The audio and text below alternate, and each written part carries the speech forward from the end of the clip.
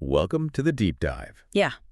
You might think we're about to dig into something obvious, maybe even a little boring today. Yeah. But get ready, because we're about to explore a surprisingly complex world that's right under your nose, or, well, right at your pet's paw tips, pet nail and nail bed disorders. That's right. Most of us probably just, consider trimming our furry friends' nails a routine chore. Kind of a pain sometimes. Totally. But as our source, Veterinary Nail and Nail Bed Disorders, points out, problems in this area can be much more than just cosmetic annoyances. They can actually be important clues about deeper health issues. Exactly. So our mission in this deep dive is to give you a solid understanding of the common reasons behind pet nail troubles, what could be causing them, and maybe most importantly, what you should be looking for. Mm-hmm. I'm going to try and break this down without getting too bogged down in technical jargon, highlight the key takeaways that every pet owner really needs. Sounds good. Okay, let's unpack this. Let's start with the basics. When we talk about nail and nail bed in our pets, what exactly are we referring to? Okay, so at the most basic level, we need to understand just a little bit of anatomy. Think about the ungual fold. That's the soft, sort of crescent-shaped tissue that you see curving around the top of the nail, right where it starts. Okay, the ungual fold. Got it. Then you have the coronary band and the dorsal ridge. Now, this is the crucial part. This is where most of the nail actually grows from. It's like the nail's production center. So the coronary band and dorsal ridge are like the nail's factory. That makes sense. And the ungual fold is kind of like its snug little protective collar around it. Exactly. A good way to put it. So now that we have a basic map, let's dive into some of the common problems that can pop up in these areas. Our source mentioned something called paronychia first. It sounds a bit intimidating. Yeah, paronychia. It's essentially just inflammation of the soft tissue that surrounds the nail. You could think of it like a really angry cuticle, maybe, but potentially affecting the whole area around the claw. Okay, inflamed tissue around the nail. Right. And what's fascinating here is just how many different things can actually trigger this kind of inflammation. It's quite a list. Okay, hit us with it. What are some of the warning signs? What might tell us our pet is dealing with paronychia? Well, the signs can be pretty noticeable if you know what to look for. You might see your pet constantly looking at their feet, especially focusing on that area around the base of the nails. Constant licking, okay. Lameness is another big one, or if they're just generally limping or seem to be in pain when they walk. Makes sense.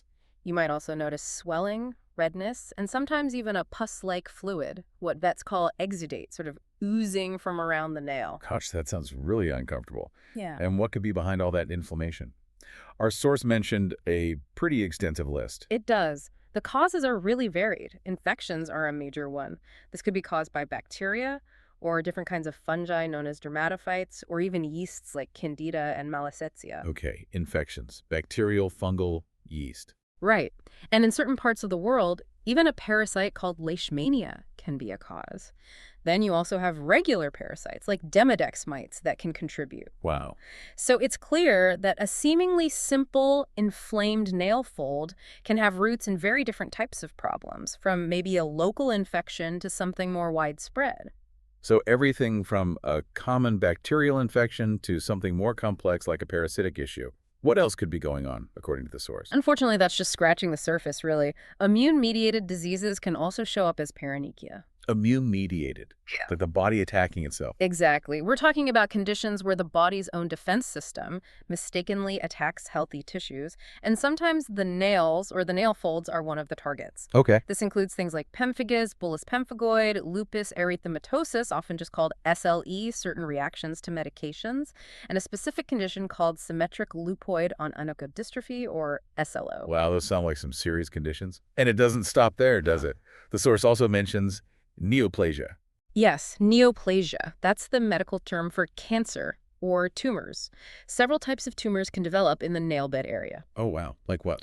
Things like subungual squamous cell carcinoma, melanoma, even bone cancer like osteosarcoma, or others like eccrine carcinoma, subungual keratoacanthoma, inverted squamous papilloma. Okay. Quite a few possibilities there. Yeah, and what's really important to note here is that when cancer is the cause, it often just affects a single nail. Oh, right. That can be a key difference from some of the systemic illnesses we've been discussing, which tend to involve multiple nails.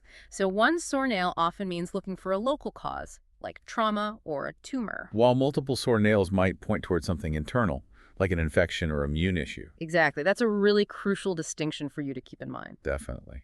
And the source even mentions something quite unusual, an arteriovenous fistula. Yeah, that's a rare one. It's an abnormal connection between an artery and a vein, and in very rare cases, this can happen in the paw and lead to nail bed problems. It just goes to show how incredibly varied the potential causes can be. Truly. Okay, moving on to another common nail issue the source mentions, onychomycosis. That definitely sounds like a fungal infection. You got it. Onychomycosis is exactly that, a fungal infection that takes up residence in the nail itself, the nail plate. Right. Are there specific types of fungi that are typically involved? Yes, there are. In dogs, a common culprit is a fungus called Trichophyton mentagrophytes. And these infections tend to be more widespread, often affecting multiple nails. Okay, trichophyton in dogs and cats. In cats, another fungus called Microsporum canis is frequently the cause. You can think of it a bit like athlete's foot, maybe, but actually affecting the nail structure. Okay, so different fungal suspects depending on whether we're talking dog or cat. Now, what about onychomycosis? That's something my own nails do. Sometimes they get all brittle. You're absolutely on the right track. Onychomycosis refers to nails that become brittle and tend to split or break easily. Okay. Interestingly, there seems to be a genetic tendency in dachshunds. It often happens without a clear underlying reason. We call that idiopathic and affects several nails. Huh, dachshunds specifically. Good to know. Yeah.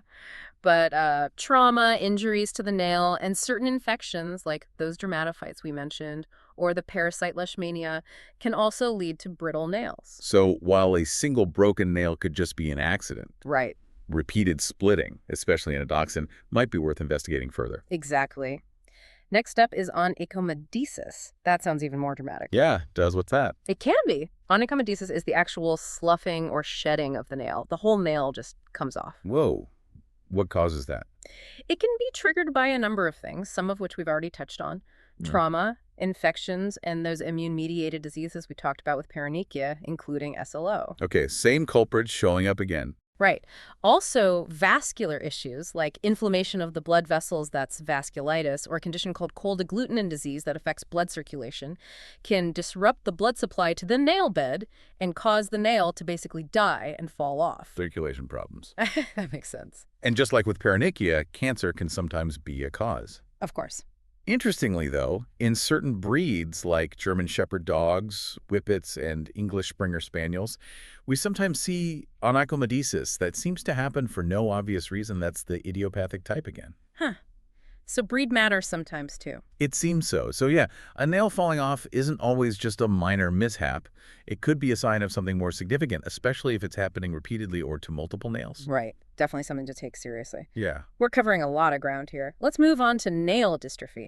The name itself suggests something is going wrong with how the nail is growing. Exactly right.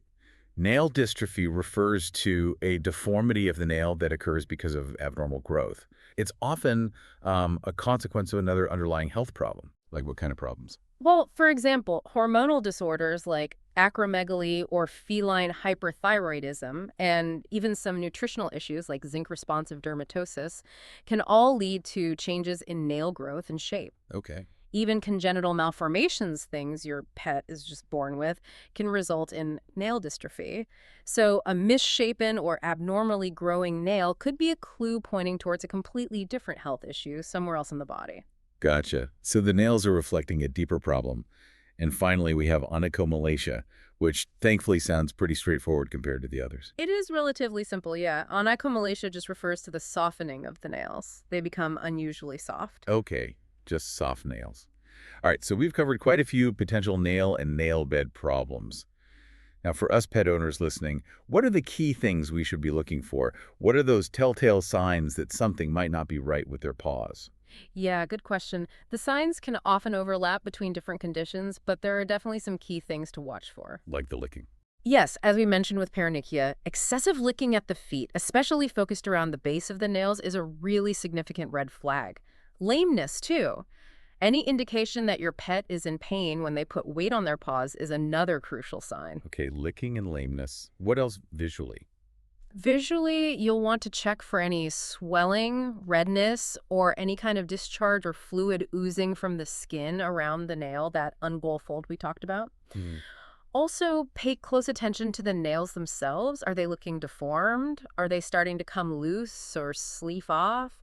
Is there any unusual discoloration or maybe hemorrhage, bleeding, either from the nail itself or from where a nail has been lost? Right, changes to the nail itself. Exactly. Yeah. And finally, just be aware if your pet seems generally more sensitive about their paws than usual. If they pull away when you try to touch them, what we sometimes call being tender-footed. Okay, those are all really helpful things for us to keep in mind during our regular checks, maybe when we're trimming nails anyway. Yeah. Now, if we do notice some of these signs, what's the process a vet might go through to figure out what's actually going on? Our source touches on diagnosis. Right, the diagnostic process. It often starts with a really thorough physical examination. And like we discussed earlier, whether it's just one nail or multiple nails that are affected can be a really important clue right off the bat. Because one nail might be trauma or a tumor. Exactly. A single affected nail often points towards a localized issue like an injury or maybe neoplasia, while problems with multiple nails are more likely to indicate a systemic condition, something affecting the whole body, like an infection or immune disease. God. It's also worth noting that with most immune-mediated diseases, the exception being SLO, that symmetric lupoid onychodystrophy, you'll typically see other skin problems elsewhere on the body, not just the nail issues. Ah, okay. So the vet's looking at the whole pet, not just the paws. Absolutely, they have to look at the whole picture. And what about specific tests? Our source mentions blood work and urinalysis. Yep, standard stuff often. Basic blood tests like a complete blood count, CBC, and a biochemistry profile, along with a urinalysis, can help reveal signs of underlying systemic illnesses, things like SLE, diabetes, or thyroid problems. Okay. And depending on what those initial tests show or what the vet suspects, other lab tests might be recommended. Things like tests for feline leukemia virus in cats, or measuring serum thyroxine levels for thyroid issues, or maybe an ANA titer, which can suggest certain autoimmune diseases. And it sounds like imaging, like x-rays, can also play a role. Yes, definitely. Radiographs or x-rays of the affected paws can be really useful. They can help identify problems like osteomyelitis, which is an infection of the bone in the tip of the toe, Oh, right. or they can show changes in the bone that might suggest cancer. But it sounds like getting a really firm diagnosis often involves looking even more closely at the nail and the surrounding tissues themselves. The source mentions biopsy and cytology. That's often the case, yes. A biopsy, which involves taking a small tissue sample, is frequently needed to get a definitive diagnosis for many of these conditions. And that sometimes means removing part of the toe. Sometimes, yes. To get a really good sample, especially for diagnosing things affecting nail growth, the vet might need to perform an amputation of the third phalanx, that's the very last little bone in the toe, to make sure they get that crucial nail growth area, the coronary band. Wow. Okay. That sounds serious, but necessary for answers. It can be. Cytology is also really helpful. That's where they look at cells from any discharge or exudate around the nail under a microscope. It can give quick clues, especially for infections. And then, of course, skin scrapings can help rule out mites, and sending samples for bacterial and fungal culture can identify the specific bugs causing an infection. So a really thorough investigation might involve everything from blood tests to imaging to actually sampling the tissue. Pretty much. It depends on the case, but yeah. Okay, so once a diagnosis is made, what are the typical approaches to treatment for these various nail and nail bed disorders? Let's circle back to paronychia, the inflammation. Right. For paronychia, a common first step is often surgically removing the affected nail plate itself. Removing the nail. Yeah, it sounds drastic, but it can help get rid of infected tissue and, importantly, allow topical medications like soaks to penetrate and work better. Antibacterial or antifungal soaks are used frequently. Right. But really, the most important part of treating paronychia is figuring out and addressing that underlying cause, whether it's an infection that needs specific treatment, an immune problem that needs managing, or something else entirely. Makes sense. What about onychomycosis, those stubborn fungal infections? You mentioned long treatment times earlier. Yes, treating onychomycosis can definitely be a long haul. 6 to 12 months is not unusual for systemic antifungals. Wow. Why so long? Well, fungal infections within the actual nail structure can be really persistent. The nail itself acts like a barrier, making it hard for medications to fully penetrate, and fungi just tend to grow very slowly. So it takes time to clear it out. Exactly. Treatment often involves antifungal soaks. Things like chlorhexidine, povidone iodine, or lime sulfur can be used. Sometimes, like with paronychia, surgically removing the nail plate is done to help the systemic medications reach the infection more effectively. Okay. And in really severe or persistent cases that aren't responding, amputation of the affected toe might have to be considered as a last resort. That's definitely a long commitment for both the pet and the owner. Now, for those brittle nails and onychorexis, is there anything practical that can be done to help manage them? Yeah, for onychorexis, interestingly, a surprisingly helpful tip is often to repair the splits using human fingernail glue. We really like super glue for nails. Kind of, the cyanoacrylate glue used for artificial nails. It can help hold the split together. Also, carefully removing any loose or splintered pieces and gently smoothing the nail edge with a rotary tool, like a Dremel, can help prevent further breakage or snagging. That's fascinating. Human fingernail glue. Who knew? Right. But of course, it's still crucial to try and identify and treat any underlying cause if there is one. Amputation of the affected toe is usually way down the list, a last resort for very severe painful cases. Gotcha. That glue tip is amazing, though. Okay, what Oh. about onychomycosis when the nails are actually falling off? So the main treatment for onychomycosis usually involves antimicrobial soaks to prevent or treat secondary infections in the exposed nail bed. Right. Keep it clean. Exactly.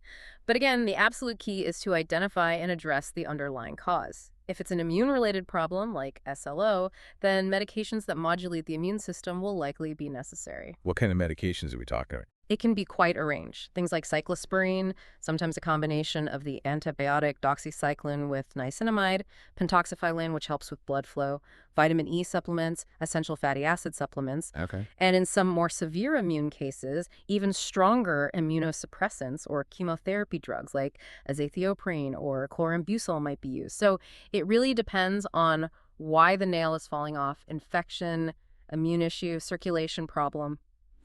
The vet has different tools to tackle the root cause. Right. A tailored approach based on the why. And what about when neoplasia, cancer, is the cause? Treatment for nail bed tumors really depends heavily on the specific type of cancer and how aggressive it seems to be. Makes sense. Options can range from surgically removing just the tumor itself, if possible, to amputating the affected toe, or sometimes even the entire leg if it's a very aggressive type or has spread. Okay. Chemotherapy and/or radiation therapy might also be part of the plan, depending on the type and stage of the cancer. Unfortunately, the outlook, the prognosis for malignant nail bed tumors can be pretty guarded, pretty serious, because of the potential for the cancer to metastasize or spread to other parts of the body like the lungs. Yeah, that's a sobering thought.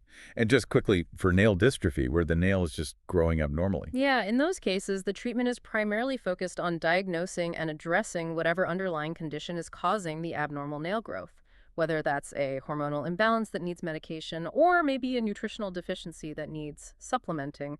Treat the cause and hopefully the nail growth normalizes. Got it. Treat the underlying issue.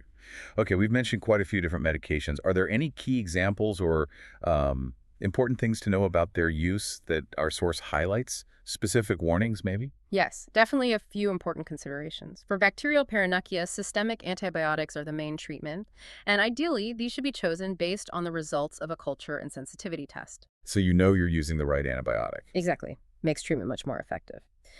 For yeast paronychia, oral ketoconazole is often used, sometimes along with topical antifungal creams or ointments like nystatin or miconazole. Okay. For onychomycosis, the fungal nail infection, several long-term oral antifungal medications are available. Griselfulvin is one, ketoconazole is another, and itraconazole is a third, which is sometimes given in cycles like a week on, 3 weeks off. That's called pulse therapy. Pulse therapy. Interesting. Any warnings with those? Yes, very important. You need to be aware of potential contraindications and side effects. For instance, griselfulvin absolutely should not be used in pregnant animals. It can cause birth defects. Okay, crucial point. And ketoconazole, while effective, needs monitoring because it can sometimes have side effects like affecting the bone marrow or causing liver problems in some animals.